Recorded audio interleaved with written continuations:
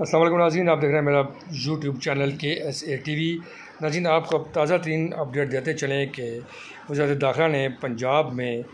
فوج کی تعیناتی کی منظوری حاصل کر لی ہے،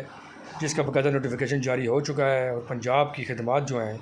وہ پاکستان آرمی کے حوالے کر دی گئی ہیں، اور پاکستان آرمی جو ہے وہ ضلعی انتظامیہ کی معاونت کرے گی تاکہ امن و امان کو قائم رکھا جا سکے۔ جیسا کہ کل ملزم عمران خان کی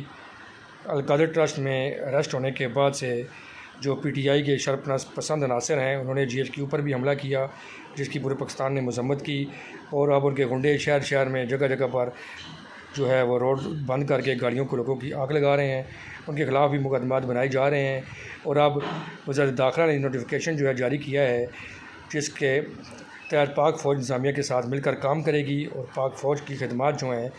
وہ پنجاب حکومت کے حوالے کر دی گئی ہیں تاکہ ملک میں امن و امان قائم رہ سکے۔ جیسا کہ جو اسلام آباد ہائی کورٹ کے چیف جسٹس تھے، انہوں نے کل جو اپنا محفوظ شدہ فیصلہ تھا وہ سناتے ہوئے کہا کہ عمران خان کی جو گرفتاری ہے وہ آئین کے مطابق ہوئی ہے، لہٰذا اس میں کوئی سکم نہیں ہے، اور عمران خان کے خلاف جیسا کہ وزیر داخلہ رانا ثناء اللہ نے کہا کہ ناقابل تردید شواہد ہمارے پاس موجود ہیں، جن میں اس کے متعلق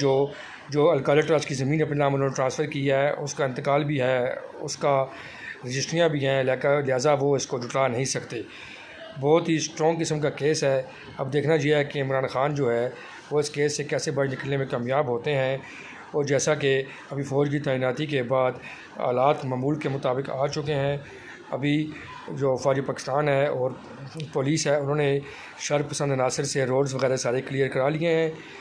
اور ابھی حالات معمول کے مطابق ہیں۔ اور تازہ ترین آپ کو اپڈیٹ دیتے چلیں کہ پنجاب میں پاکستان آرمی جو ہے ضلعی انتظامیہ کی معاونت کے لیے ڈپلائڈ ہو چکی ہے۔ مزید اپڈیٹ کے لیے آپ KSA TV کو سبسکرائب کریں اور ویڈیو کو شیئر کریں۔ بہت شکریہ۔